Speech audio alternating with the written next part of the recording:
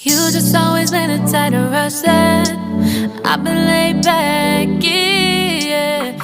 Hi guys, my name is Arvind, and from the title you must have understand that this is a basics of photography and videography.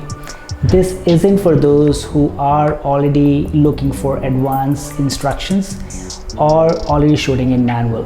This is for those who are hesitant to shoot in manual mode on your DSLR, or someone who is trying to get into photography and videography and have no idea that what to learn and what to understand. Without further ado, let's get started.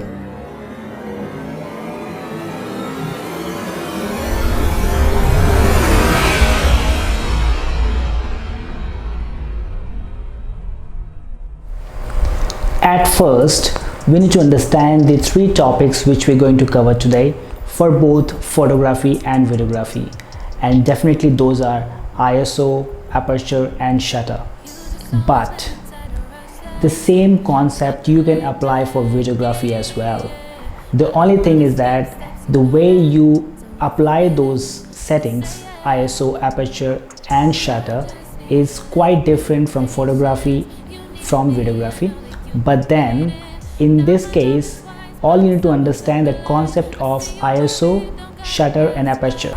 I need to make it very clear that we will divide each topic into two terms.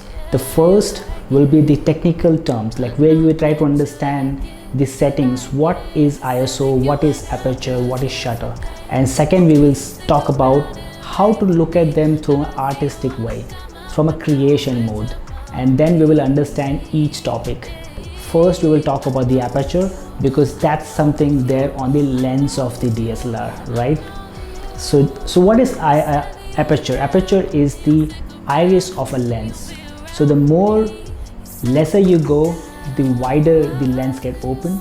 The more higher you go, the narrower the lens becomes. So it's like in your eye, like how you have iris on your eye and your iris gets bigger and smaller based on the light falls on it. But here's different. Here you control the iris of lens, and then you will make sure that what to do with that.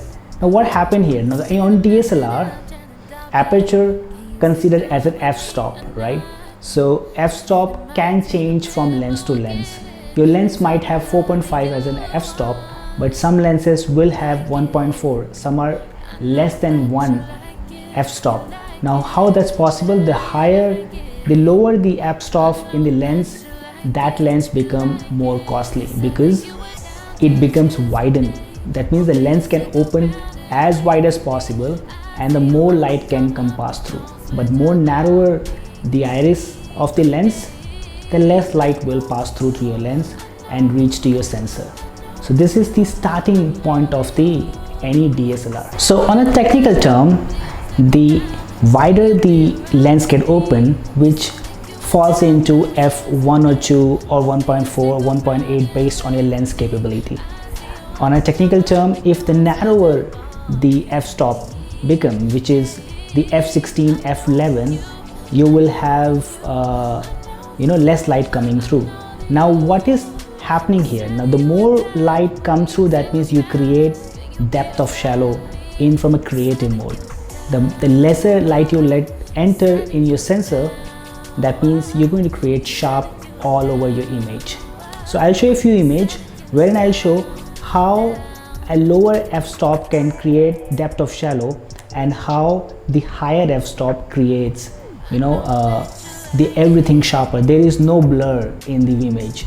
Now mostly who use the lower the f-stop and who use the higher the f-stop? Now both the f-stops, lower and higher, has a reason. Now we use lower f-stop for certain reason. Now I'll mention that for you. First, yes, definitely the wider it opens, that means you can shoot at night. The more lens gets wider in a lower f-stop, that means you're letting more lights to come to your sensor, right? So what happened here, mostly at night time when you are shooting in a dark places or shooting in dark places, in those cases you can obviously go for 1.4 or 1, or maybe if your lens support 2.8 or 2, whatever it is, what are the lowest f-stop on your lens, you can go based on the darker the place is. Now Second photographer who used the lower f-stop to make the wider the lens is to get the depth of shadow. That means that beautiful blurry image and having the subject focused. So photographer use this for mostly portrait. People who are on a genre of portrait photography, they mostly use the lower the f-stop. But in portrait mode, I know there's a question, there sometimes people use higher f-stop as well, but that's when they shoot on control lighting, where they have lighting being set up by themselves. But then the lower the f-stop creates depth of shadow, the higher the f-stop creates everything sharp and crisp. Now people who are shooting landscape, sceneries or sports are shooting in higher f-stop because they want everything to be sharp. So that's where the f-stop plays a role.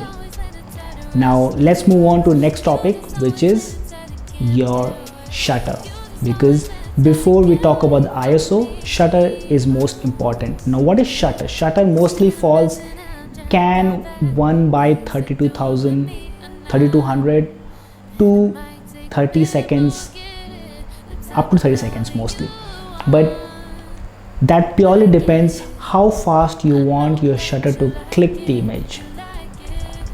So higher the shutter point, which means the exposure of the image going to be darker, but also you can freeze the time. Now if you're shooting in f100 or f200, you might freeze the time, and if you're shooting in shooting with 80, 1/80 or 1/40 or 1/30, you will see few motion blur. But if you are shooting with 2 seconds, 3 seconds, 5 seconds, 30 seconds, that means you are letting more light to come and your shutter going to click late, which means the more light can pass through before the image can be created. So shutter point plays a very vital role in the entire photography, depending on what are you shooting. Now shutter point is between your sensor and your aperture. So there's a place where the photo get clicked. Now over there you can decide on a DSLR how fast you want shutter to get click. Now who use, from a creative mode, who use the shutter point based on what they want to do? People who are shooting sports mostly go for higher shutter point because they want to freeze the time. Now people who want let more motion blur, people who want to get those light trails, that's when they go for higher, the lower the shutter point, which is 5 seconds, 30 seconds. Now these both are different creativity. You can either shoot sports or you can either shoot light trails, mostly at night when you're trying to shoot stars, when you're trying to shoot galaxies. At that time the lower the shutter is good, around 5 seconds, 30 seconds, because you can let more light enter, and what you cannot see from your eyes you can actually see from a DSLR. DSLR actually capture Milky Ways and galaxies. From your camera you can click on the sky, and that is possible only by reducing the shutter time. But if you're increasing the shutter time, you're letting less light to pass through your sensor, and that's when you can only freeze time, mostly people using at sports mode. Now at the end we have ISO. Now ISO is simply meaning the sensitivity of the sensor. Now the lower the ISO is best. The higher the ISO, you will create your sensor more sensitive to light. Now what happens, why we use lower ISO and higher ISO? Because every time you cannot shoot in 100 ISO. There are times you have to shift your ISO to 400, 800, 1600. Some camera supports 3200 as well. How that's possible? Because those cameras are costly, and also how DSLR perform at that ISO is also important. That's why the camera cost depends on how they perform on these settings. The best ISO is always 100. Like currently I'm shooting it ISO 800, is because the ISO which I'm shooting is supported by the S-Log footage, but that's a videography. We will talk about the videography. First we will concentrate on photography, right? If you are shooting in a control lighting system like how I'm shooting now, or if you're shooting on your own lighting system or some place which is much brighter, then ISO 100 is the right thing to select. But if you are shooting at night, or if you're shooting a place which is dark, you need to boost your ISO to 400 to 800, 1600 or 3200 based on what is best for your DSLR. Now remember this, if you add more ISO, which is around 1600, 3200 or sometime at 800 in some DSLR, you will introduce the grains in your images. To avoid grains or to have a crisp image or videos, it's most important that you shoot always at lowest ISO as possible. Try to add some lights by your own to just make sure that you avoid shooting at higher ISO. There are good plugins in your systems in Photoshop or in Final Cut Pro that you can reduce the grain from there, but this is an extra effort you need to put and the results sometimes do not come as expected. So it's important that on DSLR itself you shoot on lowest ISO as much as possible, because ISO is have to do sensitive sensor. The less sensitive sensor is, the clearer the image will become. Whatever we have covered so far about the ISO, shutter and aperture can be applied on a video as well. Now the concept is same, but what happens here in videography, you will be always selecting your shutter point based on your frame rate. Now if you are shooting in 1080p or 4K, and if your frame rate is 24 frames per second, then you make sure that your shutter point is 1/50 to get the nice motion blur, right?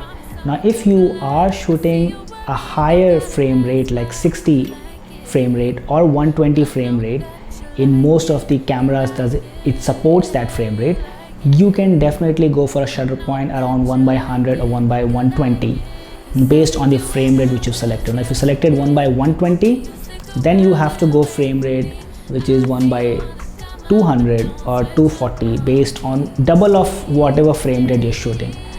And that means your shutter point is fixed in videography. You cannot change. I would not suggest to change your shutter point anytime in your videography. And your aperture is purely depend on how much light, how much bright your image is. So you need to play with the exposure. If you're thinking that your video is getting dark because of higher shutter point, you can always widen your lens by moving to the lower aperture, which is f1.4 to f2.8, because video blur looks amazing. But if you're shooting a landscape video, then I think you will need to go to higher aperture. But then how will you make sure that still your image is bright enough so that you can do post editing as effective as possible? That's possible when you can play with your ISO. This time if everything goes dark, you need to boost your ISO to 400, 800 or 1600, 3200. Some of the cameras which still do not give grain at 1600 and 3200, so you can go for those cameras. But yes, shutter is fixed based on your frame rate. You can only play with ISO and your aperture, but making sure that the shutter is not fixed, you need to create that. So that's where the manual is most important, because when you shoot in manual, you can control everything. Currently I am shooting in a complete manual settings, and this is only possible because I understand the ISO, I understand the shutter, and I understand the aperture. Now if this would have been automatic, this would be keep fluctuating based on the lighting condition, and camera will try to understand by itself that what ISO, shutter and aperture need to be is good for them, and most of the time camera fails to do that. That's why the manual is most important. Now if you want to be a creator and you want to create your own signature, you need to move into manual mode, because manual will only let you create new things and you can actually have your own style.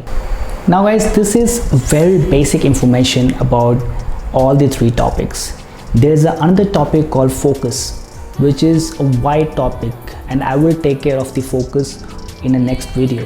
But this is the very basic information that any photographer would like to know about ISO, shutter and aperture. This is good enough to start with, and trust me, if you just learn the things which I have taught today, this is enough to start photography. And even though you become an advanced, this information is still enough for you to start photography and create your own signature. But if in case you need more technical knowledge on ISO, you want more technical aspects of shutter point and aperture, you can definitely leave the comment in the comment box, and I will try to take care of that. And I try to make some videos about each topic, because each topic is actually need a video, because if I talk all of that in a technical term, then this video will prolong for more than half an hour, and I don't want to do that. I don't want to bore you with those long videos. So anything you want, please write a comment in the video, and I will try to make video from there. Alright guys, that's it for today. Thank you very much. Have a great day.